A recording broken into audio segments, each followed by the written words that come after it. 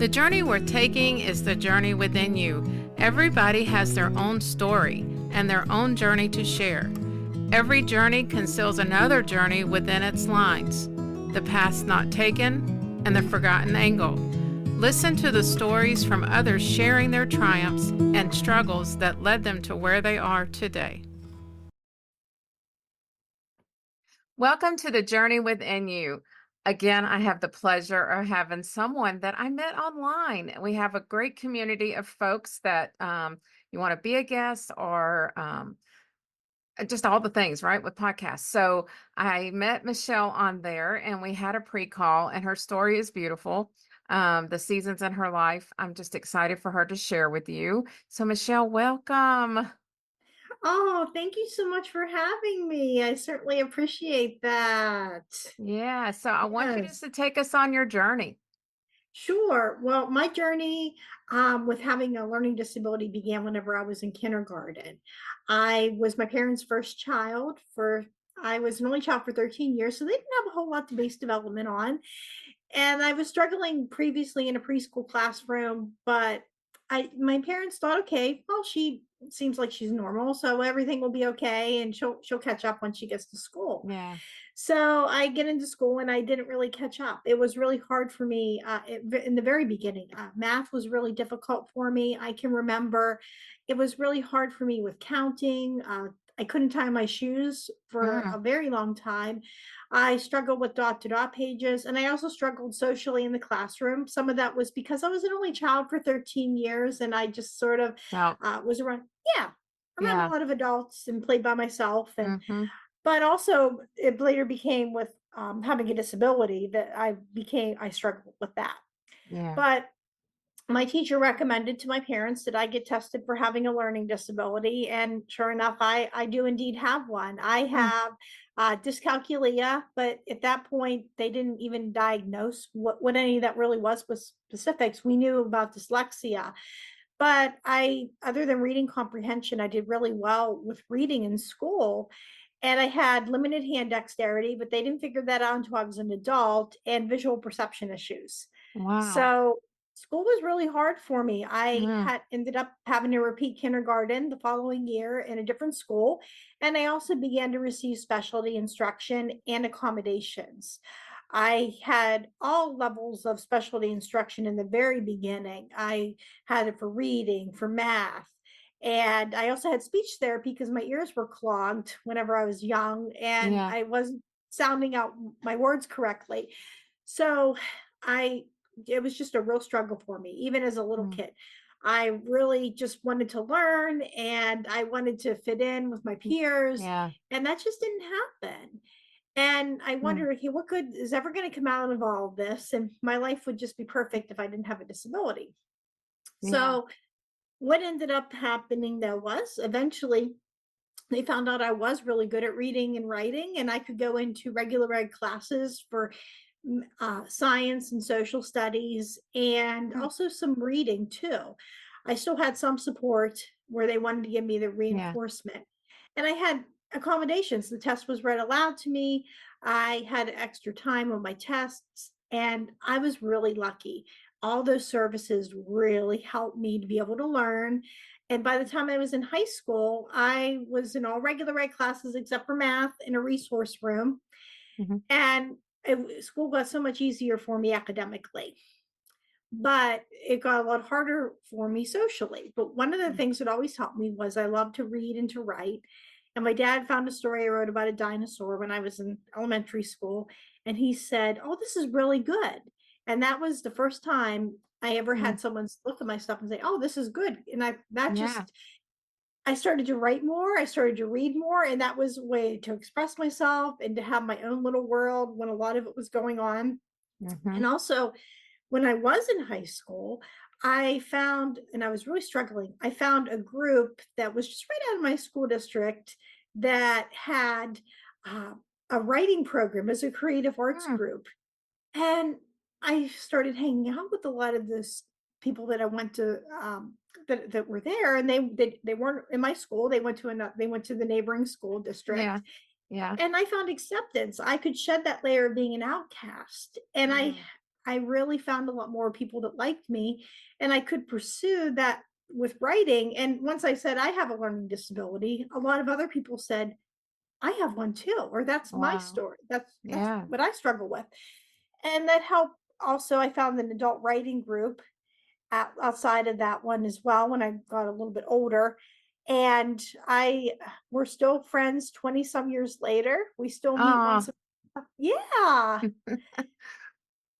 And that was one of the things that happened during that time. Another really significant thing was when I was a junior, it was like, well, what are you going to do with the rest of your life? I mean, I Mhm. knew I wanted to go to college, I knew I wanted to work with kids, but I was nervous. I knew with math it was going to be a challenge, Mhm. but I also was worried about other classes as well. And I had a learning support teacher who didn't think that I could handle going to college because of my math. She told Right. my dad that I could write a bestseller, but I was never going to understand math. Hmm. And it was that was really scary. And she recommended that I go to a trade school. Yeah. And nothing there interested me. If they would have had an early childhood program, I Yeah. probably would have taken part in that. But I decided that wasn't the right choice for me. Hmm.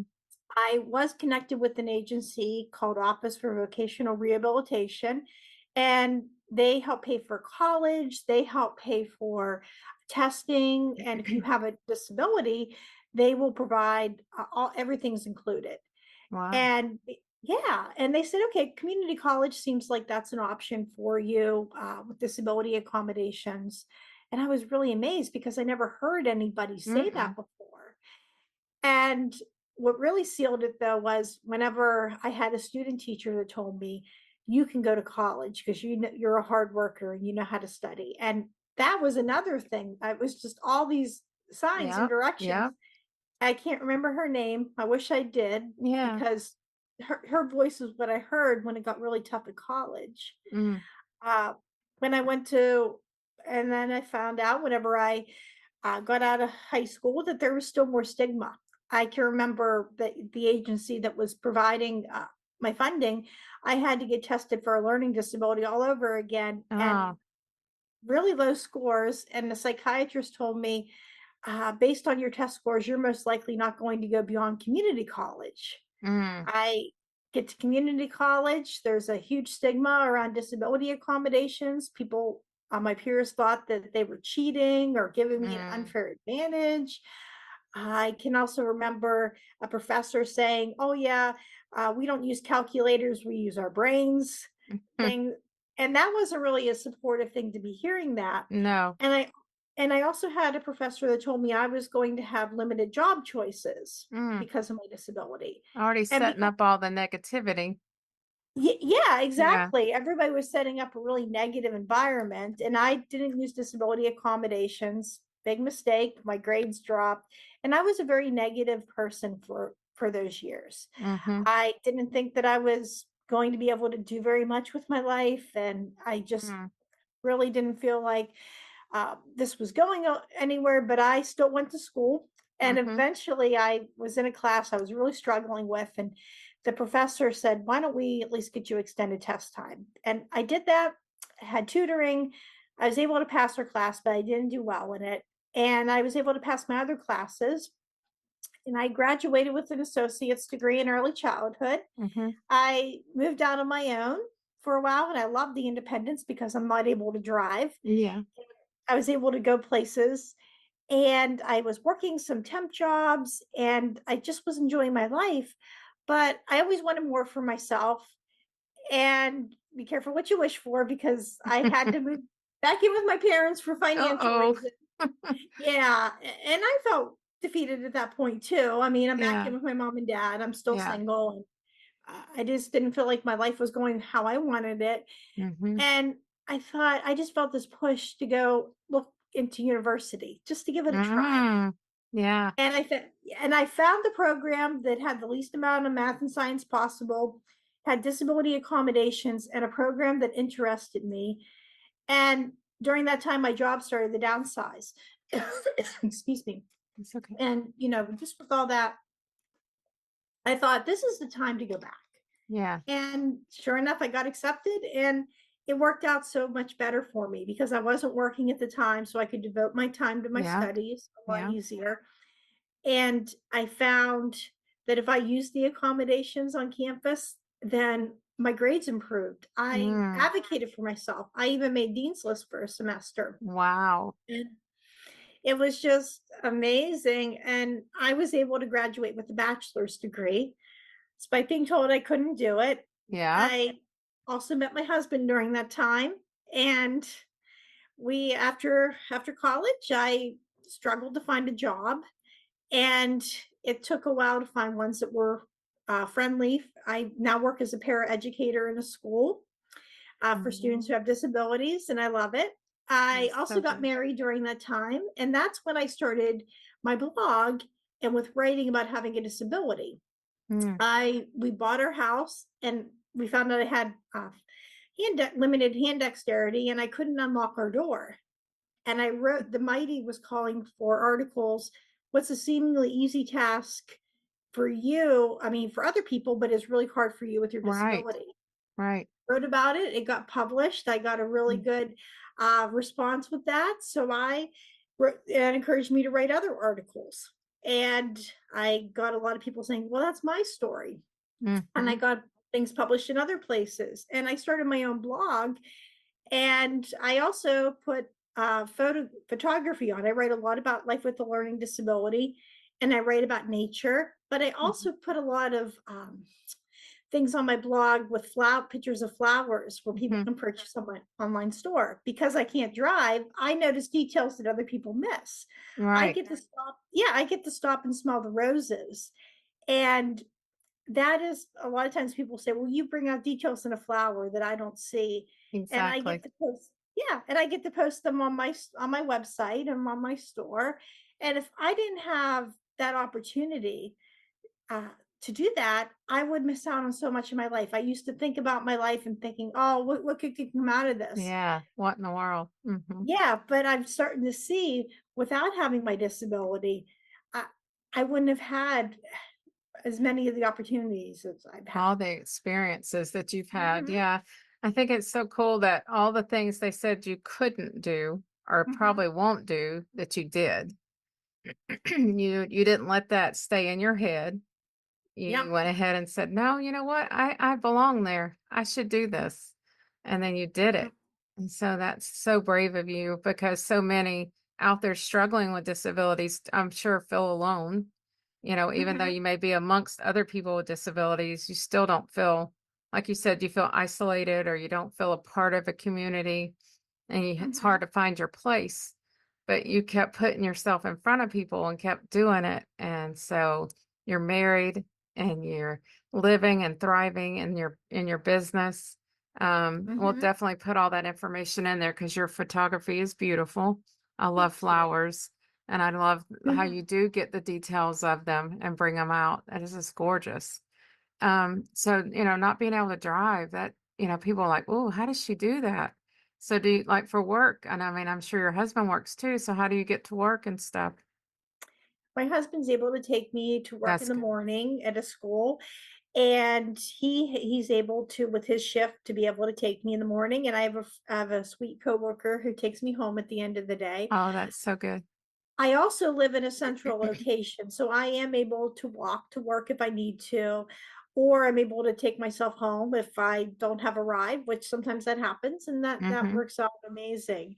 Mm-hmm. And that was part of the thing I knew with not being able to drive, well, I've never been able to, but when I was doing planning of what worked for me, I knew that I needed to be in a central location where I could Yeah. walk to places or Yeah. take the bus or get a Mm-hmm. ride from somebody. Yeah, definitely have to think of all those things because you put yourself like way out, then you're like, oh, now how Mhm. am I going to get to work? Or, even Yeah. with your husband there, it may not be a right path for him to drop you off. And Yeah, relying on other people is not always easy because their life happens for them too. So you can't always rely. I exactly. mean, we had to go down to one car and we've always Mhm. been a two-car family.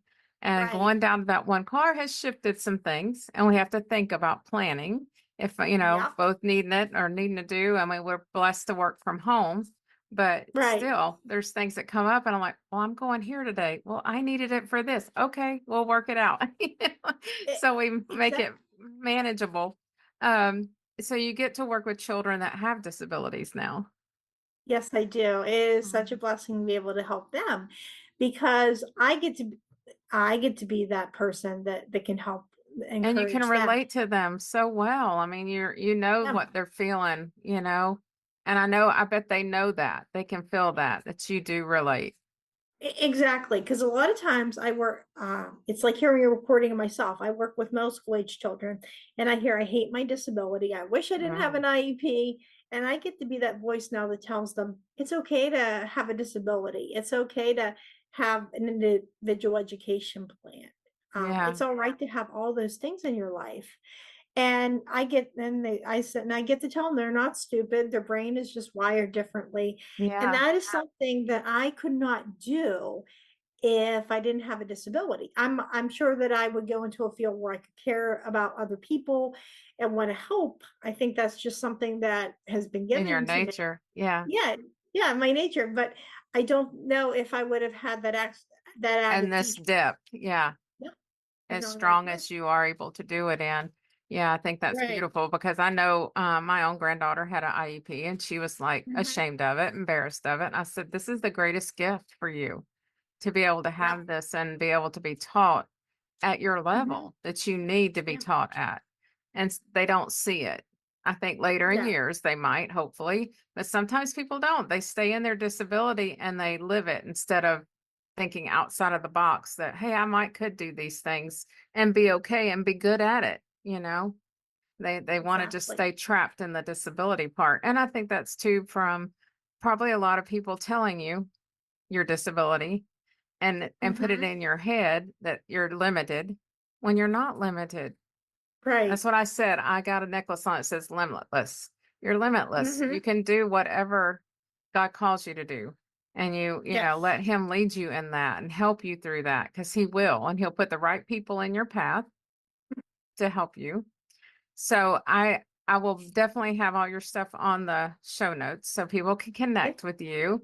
I'm sure there's going to be Yes. people that might have questions for you, you know, being with a Sure. disability and they have children and that are struggling and how did you do it and who did you talk to? Because that's a lot of information that gets neglected too about the right connections of how to get in schools and like you found the program Hmm. that helped you and then the university, I guess you did a lot on your own, probably research and just saying, I think I can go in this one. And you Yes. applied. So yeah, that's great. How many years Definitely. you been married now? We've been married for 9 years. Oh, awesome. That's so awesome. I love that. I sit here and just shuffle some scripture card texts, and I Hmm. love to read them at the end, one of them, Sure. whatever's on top. Let's see what this one says today. It says, I have set the Lord always before me because he is my right hand. I shall not be shaken. Psalm 16:8. And so that's just showing he is right there with you always in everything that you do. And I'm going to ask you a question. What is something you like to collect? I love to collect teapots and Oh, I teacups. love that. Antique ones? I do a variety of different A ones. variety. Some flower ones. I know you can't see in my background. I have the flower background, but I Yeah. have, yeah, I have a really nice hutch, and I have some other like a yeah, and I Collection have of them. teapots. Yeah, and it's also in my Oh, kitchen too. Yep. so beautiful. I get to do the estate sales and I get to see a lot of different teapots, especially older Hmm. homes. You know, people had them back Yeah. then and I love them. They're so pretty. There's all different They, colors and the yep. flower patterns on them, just Hmm. gorgeous. Well, Michelle, I thank you for being on my podcast today. It was a pleasure to speak with you, and I know it's going to resonate with my listeners, and I just want to thank you. Well, thank you so much for having me. It's been a pleasure. Thank you for joining my podcast today. We all have a story to share. Each story has purpose and makes an impact to you, the listener, creating a journey with passion and purpose. The journey we're taking is the journey within you. Please share with others and subscribe below.